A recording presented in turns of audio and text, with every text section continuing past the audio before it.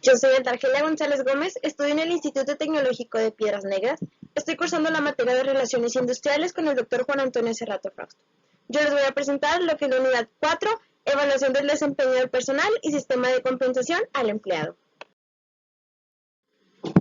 El desempeño de los trabajadores cobra cada día mayor relevancia e importancia en las organizaciones, y estas deben de estar conscientes de que son un elemento fundamental e importante a considerar lo que es el talento humano. Es por eso que nosotros vamos a ver el tema 4.1, estrategias, técnicas y herramientas para evaluar el desempeño del personal, así como sus propósitos y requisitos de esta evaluación. A través del tiempo, en las organizaciones cada vez se ha venido tomando más fuerza la idea de que el factor clave que determina el éxito de estas empresas es la forma en cómo aprovechan el trabajo de sus empleados, y que estos, hacerlos ver que es un recurso sumamente valioso. Con base en esta idea surgió el término de recursos humanos, como ya hemos visto, y nació también la necesidad de saber cómo están siendo administrados esos recursos humanos y si estos aportan a la organización la base o los parámetros que ésta necesita. Para conocer esta incógnita es necesario poder evaluar ese desempeño de los trabajadores. Vamos a ver lo que es la evaluación del desempeño y para qué nos sirve. Así bien, el procedimiento que se usa para evaluar este recurso humano normalmente es conocido como evaluación del desempeño del personal, pero hay que preguntarnos qué significa realmente evaluar. Según el diccionario de la lengua española, el término evaluar significa determinar el valor o importancia de una cosa o de las aptitudes o conductas de una persona, mientras que en el diccionario de Infopedia en español nos dice que evaluar es todo proceso para estimar o juzgar el valor, la excelencia, las cualidades de algún objeto o persona. Una vez que conocemos lo que es evaluar, podemos decir el término de lo que es desempeño. En este mismo contexto se refiere a las competencias, a los conocimientos y aptitudes que el trabajador va a demostrar en su puesto de trabajo. Es importante que la evaluación del desempeño se utilice en las empresas como herramienta de medición de resultados y sobre todo para el desarrollo del personal. Así, uniendo estos dos conceptos, podemos definir como la evaluación del desempeño es el proceso en el que vamos a evaluar el rendimiento global del empleado que se quiere evaluar. Dicho de otra manera, va a ser la evaluación que la empresa le va a hacer a su personal sobre su puesto de trabajo y si se considera aceptable ese trabajador para que siga permaneciendo en la empresa o su trabajo es inaceptable. La evaluación de este desempeño tiene un doble objetivo. El primer objetivo es que se pueda analizar el desempeño del personal y que se les pueda transmitir o comunicarles esa información para que el trabajador sepa cómo es que la empresa los ve, en qué aspectos deben y pueden mejorar. Va a ser una retroalimentación constructiva. Y el segundo objetivo es que el departamento que va a analizar el personal pueda ver el potencial de sus empleados, ver cuáles son los puntos fuertes y con eso poder implementar acciones para sacar el máximo de sus fortalezas de esos empleados, ya sea mediante motivaciones salariales, cambio de puestos, ascensos, transferencias mayores, oportunidades de crecimiento, entre otras cosas. La importancia de esta evaluación del desempeño va a radicar en que esta nos va a proporcionar información valiosa sobre el rendimiento o sobre el trabajo de nuestros empleados y podemos abarcar distintos puntos como lo son la vinculación de la persona al cargo, entrenamientos, promociones, incentivos por el buen desempeño, mejoramiento de las relaciones humanas entre todos los trabajadores, el perfeccionamiento del empleado, el estímulo a mayor productividad, la retroalimentación y constructiva y otras decisiones del personal como las transferencias, los gastos, entre otras cosas. Es muy importante, pero a la vez muy difícil de lograr de manera adecuada, porque es un proceso sistemático y muy caro y lleva bastante tiempo construirlo y pues mejorarlo.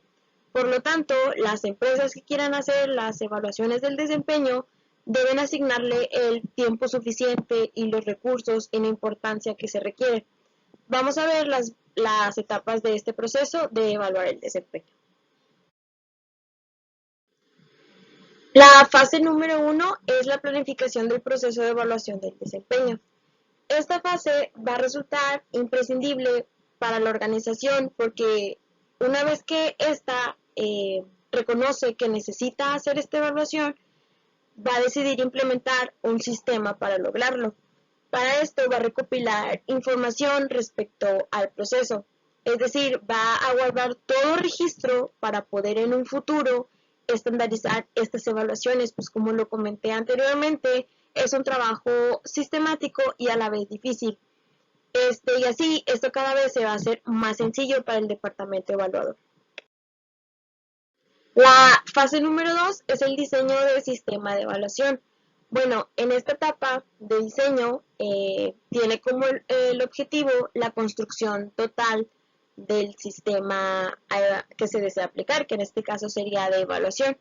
Y en esta etapa es necesario que la organización describa lo que quiere del perfil de los puestos, cuáles son los planes de trabajo establecidos para la empresa, cuál es el soporte tecnológico con el que cuentan.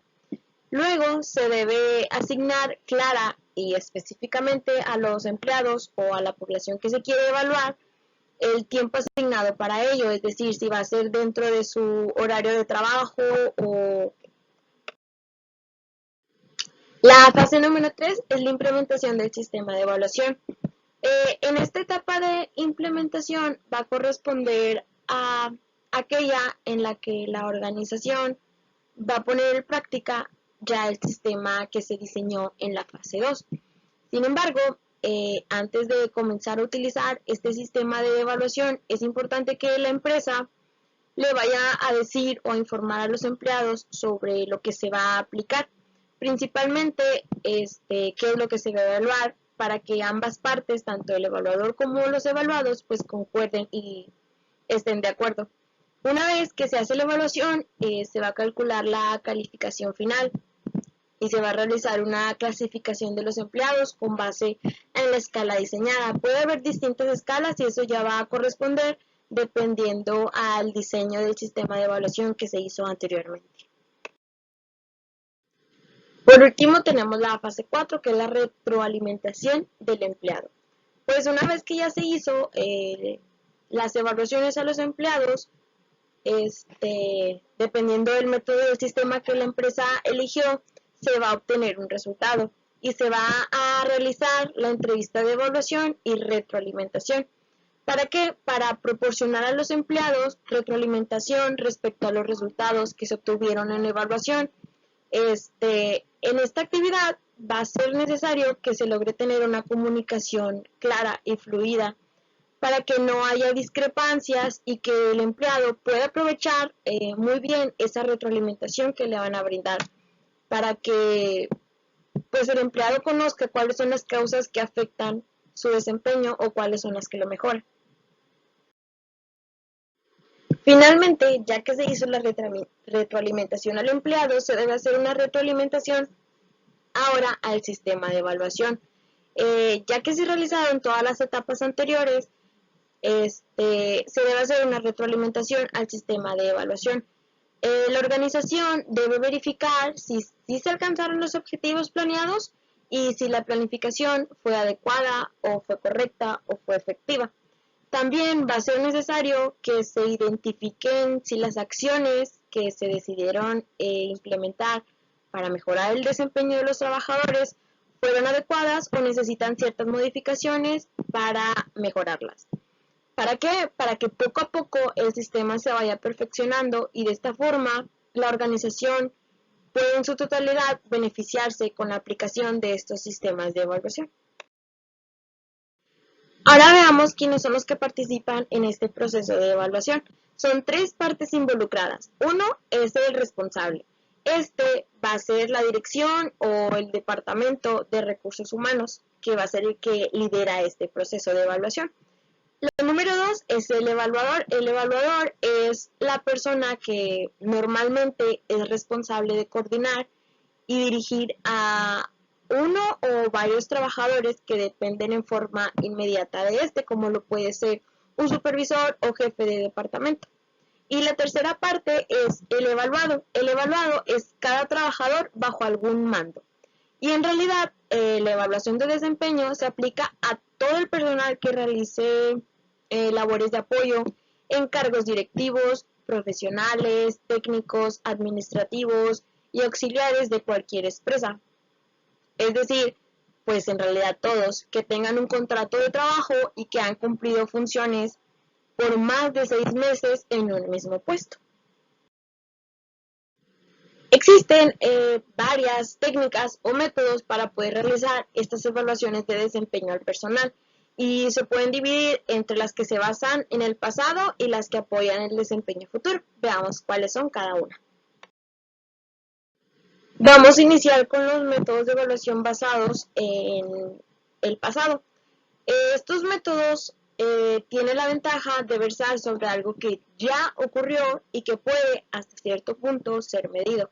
La desventaja de este método radica en la imposibilidad de cambiar lo que ya ocurrió, y las técnicas de evaluaciones más comunes son las siguientes.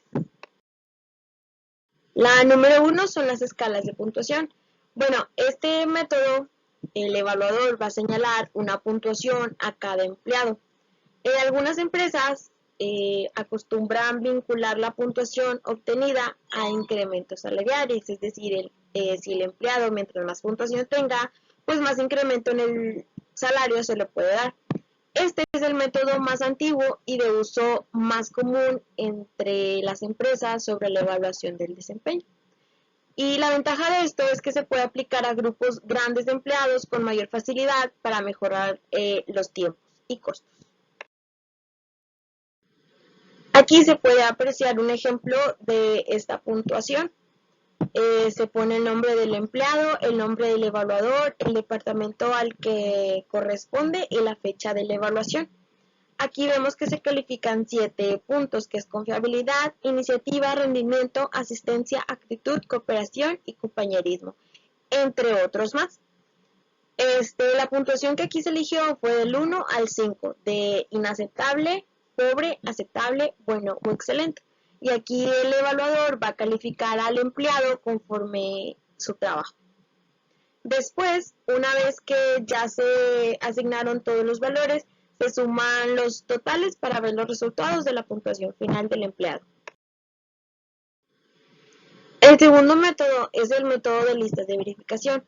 Aquí en este método el evaluador va a utilizar un listado o un checklist para indicar la presencia o la ausencia de cada una de las cualidades que esa hoja va a decir sobre si el empleado las tiene o no cuenta con ellas. Aquí vemos un ejemplo de este método. En este método, como ya mencionamos, se van a poner en una checklist si ese empleado cuenta con esa cualidad o tiene ausencia de esta y en qué grado, si bueno, regular, malo o mucho. Por ejemplo, habilidad para decidir, de aceptar cambios, aceptar responsabilidades, de si tiene buena actitud, si tiene iniciativa, liderazgo, calidad en su trabajo, entre otras. El tercer método es el método de selección forzosa. Aquí el evaluador debe seleccionar la afirmación que más describa al empleado. Por lo regular son entre 3 o 4 frases que el evaluador tiene que anotar cuál es la que más se ajusta al empleado evaluado. Y pueden ser de carácter positivo, negativo o neutro. Aquí podemos observar un ejemplo de este método de elección forzosa. Se dan las frases y el evaluador va a poner si el empleado tiene esa frase ya sea de manera positiva o de manera negativa. En este cuarto método es el método de categorización. Aquí el evaluador va a colocar a sus empleados en una escala de mejor a peor, porque pues sabemos que los empleados unos superan a otros, pero no es sencillo estipular por cuánto, entonces se le asignan categorías. Pero este método, la desventaja es que puede resultar distorsionado por las inclinaciones personales y acontecimientos recientes que puedan tener los trabajadores con sus superiores. Y es posible que intervengan pues dos o más evaluadores para que no se vayan por inclinaciones personales. El último método son las autoevaluaciones. Aquí pues los mismos empleados son los que se van a autoevaluar.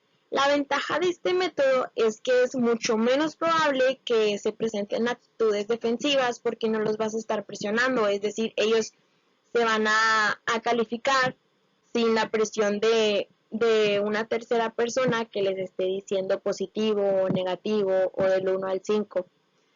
En realidad, pues todos los métodos tienen sus ventajas y desventajas, dependiendo de los objetivos que quiera alcanzar la empresa.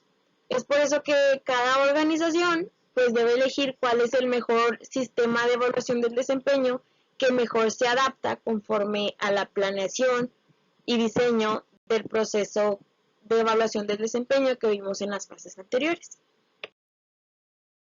Además de mejorar el desempeño, la evaluación del personal en muchas compañías utilizan esta información para determinar algunas compensaciones que pueden otorgar a sus empleados. Es por eso que vamos a ver el tema 4.2, compensaciones al empleado. Veamos qué es una compensación. El término de compensación significa designar todo aquello que las personas reciben a cambio por su trabajo como empleados de una empresa. Es decir, será la recompensa o el dinero que va a pagar la empresa a todos sus trabajadores por prestar su servicio. Existen dos principales elementos que conforman esta compensación al empleado. La primera corresponde al sueldo, donde van a entrar también los incentivos y las prestaciones.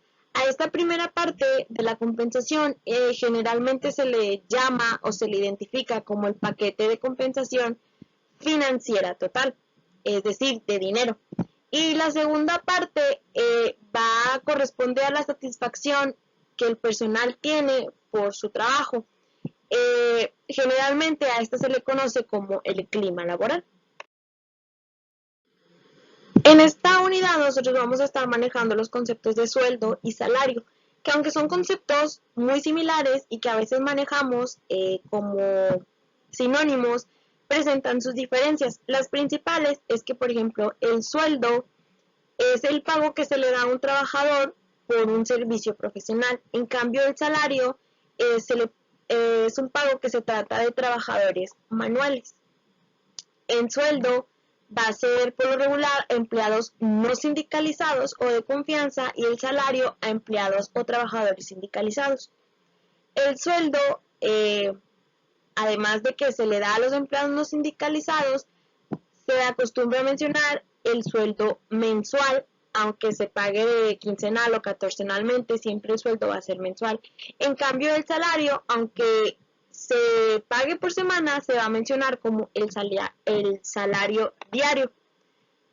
Además, en los puestos de que se habla de sueldos, generalmente cada puesto tiene asociado un rango de sueldo, dentro del cual se va a administrar un ocupante del puesto, según los atributos, responsabilidades, desempeños o competencias que este puesto requiera.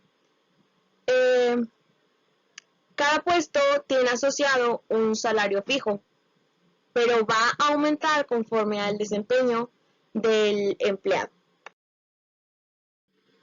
Los otros conceptos que vamos a manejar es el concepto de incentivo y el de prestaciones.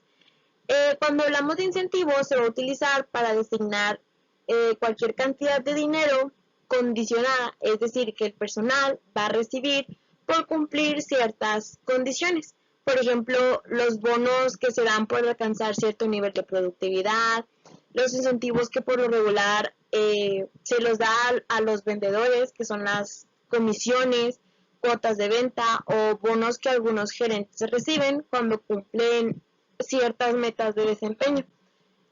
Las empresas pueden utilizar estos incentivos para estimular el interés de su personal para lograr mejores resultados. Por su parte, el concepto de prestaciones se va a utilizar para denotar los pagos en efectivo adicionales al sueldo de servicios o beneficios, ya sea en dinero o en especie. Las prestaciones, en este caso, van a ser más eficaces para despertar la identificación del personal con su empresa y el sentido de pertenencia, porque aquí se les va a dar lo que es el aguinaldo, la prima vacacional, fondo de ahorro, vales de despensa, servicios como servicio de seguridad social, ya sea ISSSTE o IMSS, seguros médicos o de vida, entre otros. ¿Cómo podemos determinar cuánto se le debe de pagar al personal? Hay dos enfoques en la actualidad para determinar cuánto es que se le debe de pagar. El primer enfoque es de pago por valor de mercado y el segundo es por contenido o responsabilidad del puesto. Ambos enfoques exigen que la persona se ubique en un puesto concreto de la organización, es decir, un puesto pues que exista. Por ejemplo, gerente de producción, asesor de editorial, secretaria, mensajero, ayudante a general, auxiliar, entre otros. Y que en ese puesto se conozcan como mínimo pues su título, la razón de ser del puesto, las principales responsabilidades, las cifras de resultados que debe tener o conseguir ese puesto, cuáles son las actividades más importantes que debe de realizar, el perfil humano que necesita la persona que desempeñe ese puesto y algunos otros aspectos. Normalmente toda esta información que dije se plasma en lo que técnicamente se le conoce como la descripción del puesto. Y es un documento de 2 a 6 páginas con toda esa información, pero pues su extensión puede variar dependiendo de la empresa y dependiendo de todas las actividades y responsabilidades de ese puesto. Mientras en puestos más altos, pues más páginas y más información se debe de recabar. Vamos a mencionar lo que son estos dos enfoques. El primero es el enfoque de pago por valor de mercado. Aquí se va a determinar cuánto se le va a pagar al empleado en base a una encuesta del mercado. Es decir, por ejemplo, si se quisiera saber cuánto se le debe pagar a un puesto de supervisor en una pequeña empresa, debes de ver en el mercado empresas de tamaño similar, en este caso medianas, para saber cuánto es que le pagan a un puesto de supervisor. Y en eso vas a hacer un límite inferior y un límite superior, y en tu empresa vas a establecer un rango entre estos para poder dar un valor de cuánto pagar a ese puesto de supervisor. Claramente, mientras más te acerques al rango máximo del mercado, pues se supone que mayor van a ser las exigencias de ese supervisor o de ese puesto. El segundo enfoque es por contenido de responsabilidad del puesto. En este, el pago se va a basar en el contenido de responsabilidad del puesto, es decir, dependiendo de las responsabilidades o actividades que el puesto requiera. Se le va a dar un nivel de compensación o pago, estableciendo la empresa sus propios sueldos y sus propios rangos conforme a lo que yo quiero que este puesto me realice. Ahora, hay diferentes métodos en cómo dar ese pago. Cada empresa lo va a manejar a su conveniencia, pero algunos pueden ser ya sea pago en efectivo, pago en cheque o por transferencia electrónica. El más común en empresas medianas es el pago con transferencia electrónica directamente a las cuentas bancarias de cada trabajador, porque cada trabajador se le otorga una tarjeta única de nómina y se les deposita en un día que la empresa asigne.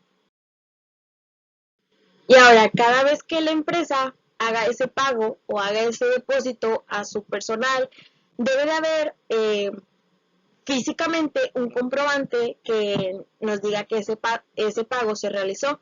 Puede ser ya sea un recibo firmado, que es el más usual, que normalmente se firma la nómina, por cheque firmado o una lista rayada firmada. Es para comprobar que el pago o el depósito se realizó correctamente. Y en caso de que haya dudas o discrepancias en el monto del pago, pues hablar directamente al departamento de nóminas a tiempo para que no haya problemas de que, es que ya pasó mucho tiempo y no dijiste. Por eso es importante pues estar checando y viendo las nóminas, sobre todo cuando se haga tiempo extra. Bueno, la compensación, como hemos dicho, pues va a ser esa gratificación que los empleados van a recibir a cambio de su labor.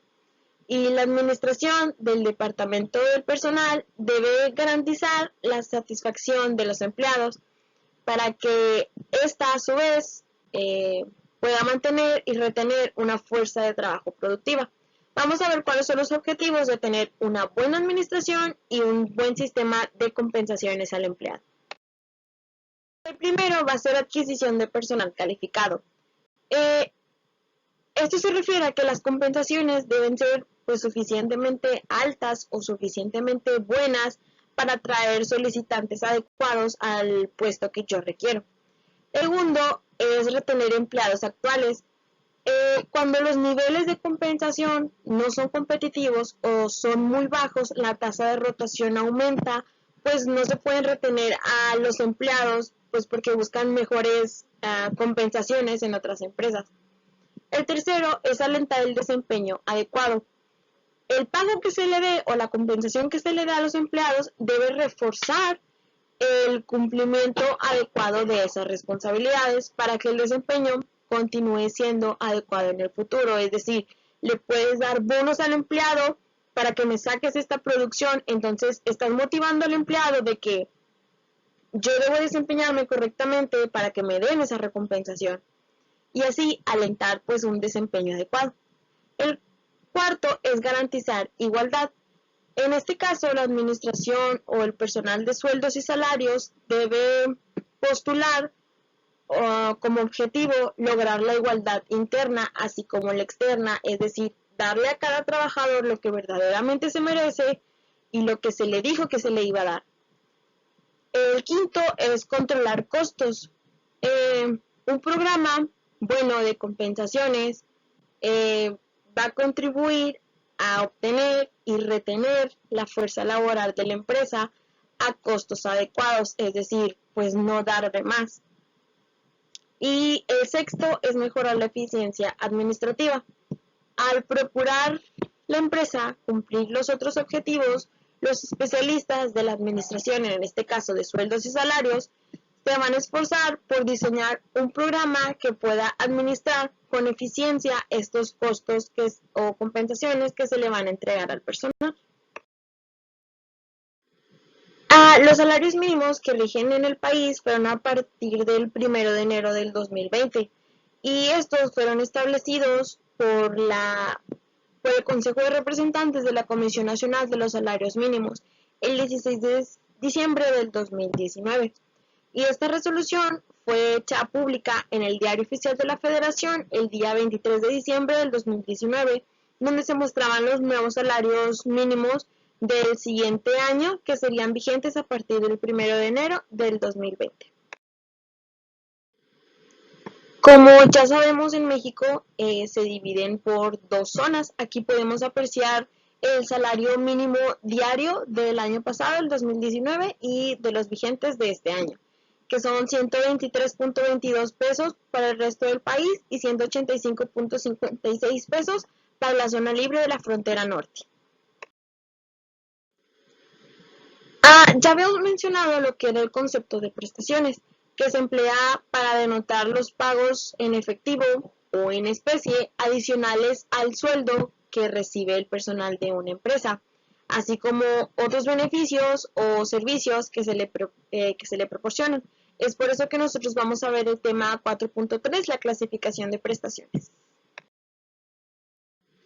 Al momento de buscar empleo, no solo importa el salario o el sueldo que te depositan en tu cuenta cada quincena o cada mes. Las prestaciones también son un punto clave, pues son ingresos extra y existen de varios tipos. Vamos a ver cuáles son. Hay dos tipos, las prestaciones laborales de ley y las prestaciones superiores. Las prestaciones laborales de ley son establecidas en la Ley Federal de Trabajo y estas son obligatorias para cualquier empleado que tenga un contrato en alguna empresa. Todas las prestaciones que sean adicionales a estas de la ley se denominan prestaciones superiores, justamente porque son ese extra a los que marca la ley. Anteriormente, si tú estabas contratando a una persona por medio de outsourcing o subcontrataciones, nadie te brindaba estas prestaciones, pero ahora la reforma a la ley del trabajo establece que dichas empresas a las que tú les prestas el servicio deben asegurar a los empleados brindarles estas prestaciones de ley. Bueno, ¿y quiénes tienen derecho a estas prestaciones? Según la Ley Federal del Trabajo, tiene derecho a las prestaciones de ley cualquier persona que realice un trabajo subordinado y que reciba un salario. Un trabajo subordinado va a significar que se tiene un horario, que se tiene un lugar de trabajo fijo, que checas entradas, salidas, que se firmó un contrato individual o colectivo, que se tiene un jefe, que se les da instrucciones, entre otras cosas. Por otra parte, un trabajador independiente que trabaja bajo sus propios horarios, él es su propio jefe, que si él mismo puede decidir las actividades, que si él tiene sus propios instrumentos y su propio equipo, pues no está realizando un trabajo subordinado y no podrá gozar de dichas prestaciones. Las prestaciones se clasifican de diferente manera. Aquí se pueden ver que son clasificadas por su forma. Pueden ser en dinero, como lo que es el premio de puntualidad, asistencia, prima vacacional, prima dominical, el aguinaldo, utilidades. Pueden ser en especie, ya sea en despensas, automóviles, servicio de transporte. Y en facilidades, actividades o servicios, por ejemplo, un plan de retiro, plan de pensiones, servicio médico, educación, comedor, entre otras. De igual manera, estas se pueden clasificar por la ley. Como ya lo mencioné, son las que otorga la Ley Federal del Trabajo, son las mínimas en todos los trabajos y son todas las de la ley.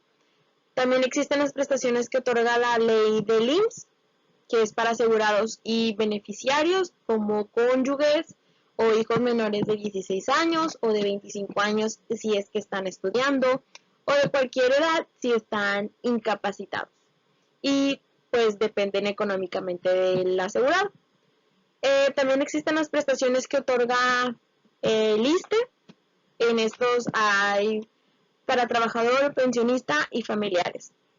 Por parte de Infonavit, que está administra los recursos del Fondo Nacional de la Vivienda, y el sistema de ahorro para el retiro, que es una prestación de carácter de seguro adicional a lo del IMSS y a lo del ISSSTE, para darle seguridad a los trabajadores y a sus familiares cuando éste se retire. Y la última clasificación puede ser por su fuente. Pueden ser convenidas entre las organizaciones y los sindicatos. Estas se van a dar en el contrato colectivo de trabajo. Vienen en el artículo 123 de la Ley Federal del Trabajo. Y las segundas son otorgadas por las organizaciones de monto propio. Estas son distintas entre cada organización, cada quien las establece y va a depender de las políticas de cada empresa.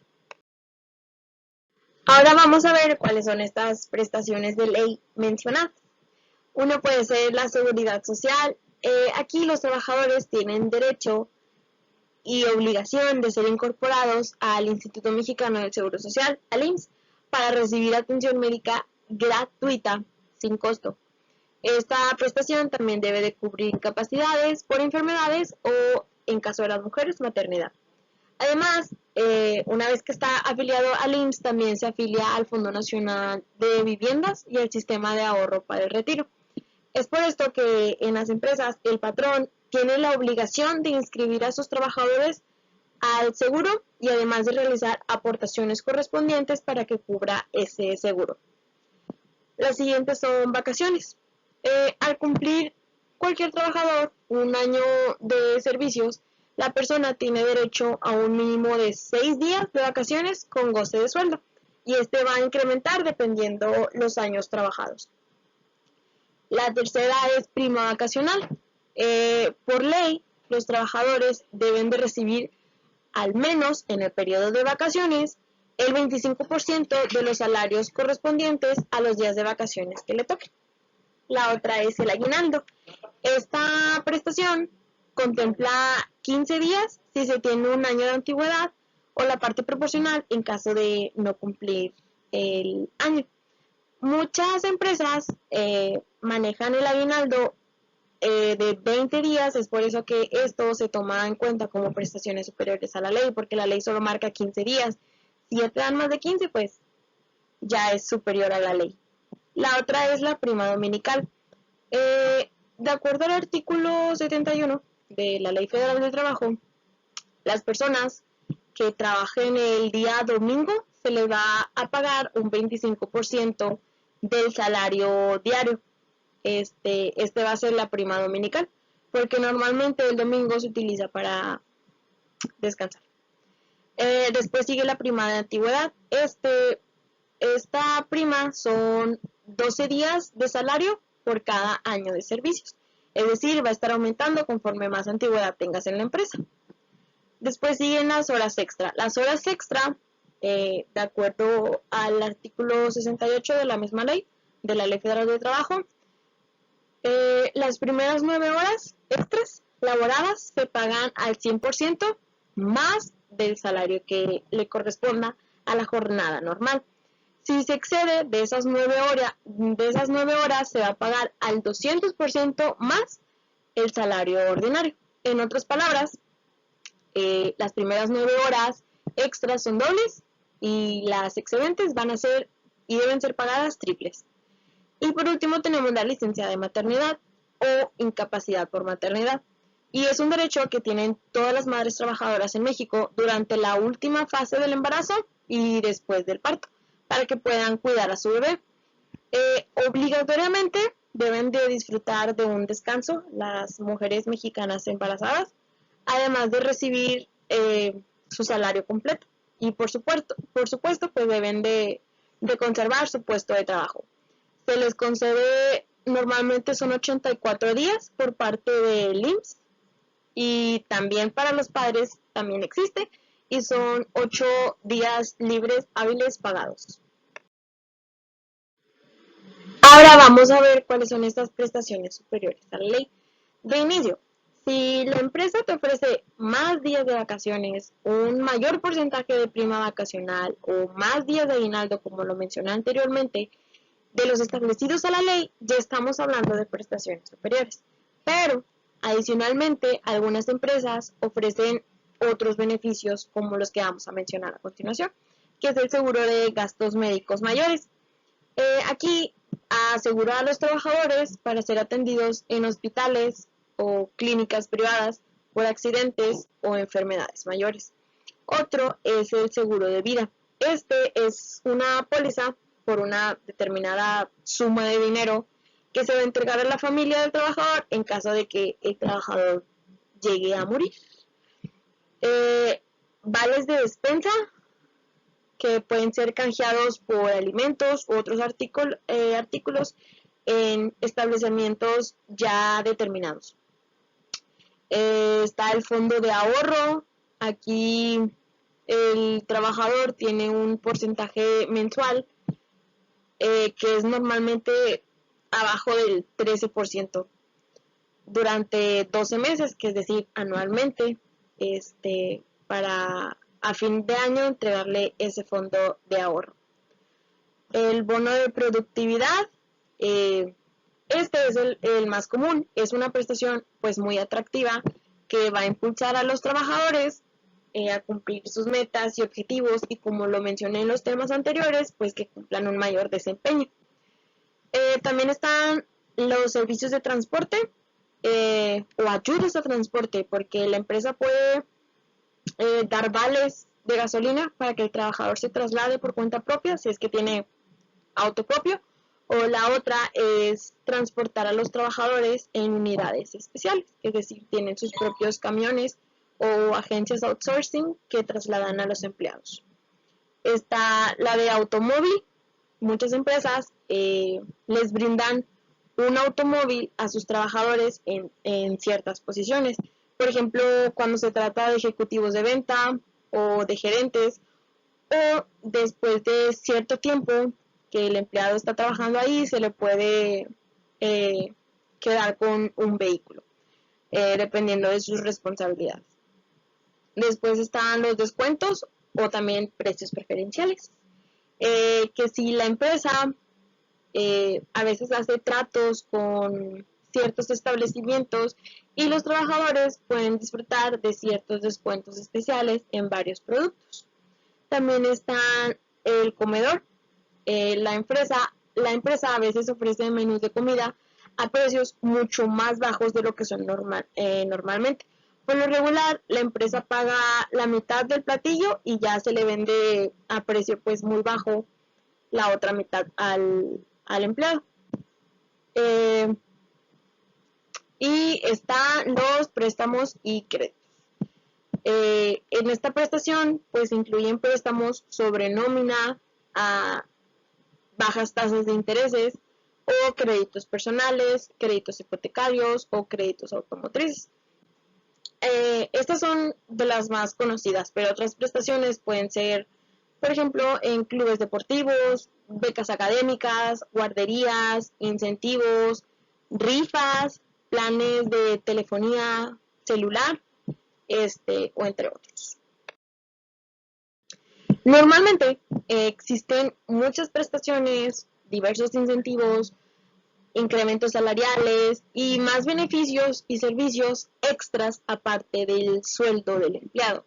Y todo esto se va a ver reflejado gracias al desempeño de cada trabajador. Muchas empresas sí valoran su capital humano y aprecian sus logros y sus desarrollos profesionales.